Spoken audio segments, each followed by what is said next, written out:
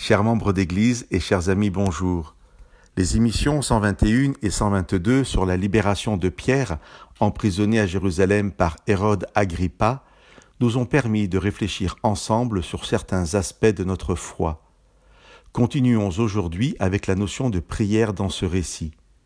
Nous avons deux mentions de l'Église en prière dans ce chapitre 12 du livre des Actes. Au verset 5, Pierre était donc gardé en prison, mais l'Église priait Dieu pour lui avec ferveur. Ensuite, quand Pierre est libre et pleinement conscient du miracle qu'il vient de vivre, nous pouvons lire au verset 12 « Quand Pierre eut compris, il se rendit à la maison de Marie, mère de Jean, surnommée Marc, où bon nombre de gens étaient réunis et priaient. » Plusieurs ont noté le contraste entre l'Église en prière et son incapacité à accueillir Pierre lorsqu'il vient frapper à la porte de la maison de Marie. Je vous lis le texte. Une servante nommée Rhode s'approcha pour écouter. Elle reconnut la voix de Pierre et, dans sa joie, au lieu d'ouvrir, elle courut annoncer que Pierre était là à la porte d'entrée. Ils lui dirent « Tu es folle ».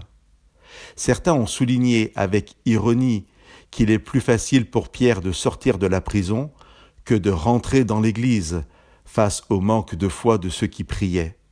Ce qui est intéressant, effectivement, c'est que l'Église, hormis Rhode, qui sera pris pour une folle, est dans l'incapacité de croire que ce pourquoi elle prie avec ferveur, la libération de Pierre, a été entendue et exaucée par Dieu. Cela vient-il du fait que la nouvelle soit annoncée par une femme, en plus servante, à qui l'on n'accorde pas assez de crédit? Ou plus généralement d'un manque de foi quant à la capacité ou la volonté de Dieu à délivrer Pierre, alors que Jacques, le frère de Jean, est mort quelques jours plus tôt, et nous imaginons bien comment l'Église a dû prier avec ferveur aussi pour Jacques. Je pense que cet épisode doit nous interpeller dans le cadre de notre propre vie de prière. Serait-il possible que nous priions Dieu pour des sujets qui nous importent, mais que nous ne soyons pas capables d'en voir la réalisation quand elle arrive ?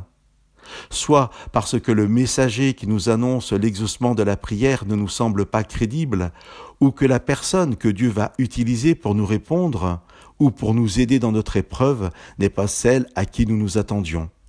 Soit parce que notre expérience dans des épreuves similaires nous a montré que l'issue n'avait pas été celle que nous espérions et que Dieu n'avait pas répondu dans le sens escompté. Alors, nous continuons à prier, mais sans vraiment y croire. Chers amis, continuons à prier avec ferveur, en tant que personne et en tant qu'Église. Et que cette histoire d'Acte 12 nous rappelle que nous devons être attentifs, sensibles aux réponses de Dieu. Notre Seigneur entend toutes nos prières, mais ne répond pas toujours selon notre vision des choses. Et quand il le fait, que notre foi, notre confiance en lui nous permettent de discerner sa bénédiction. Alors, que Dieu vous bénisse.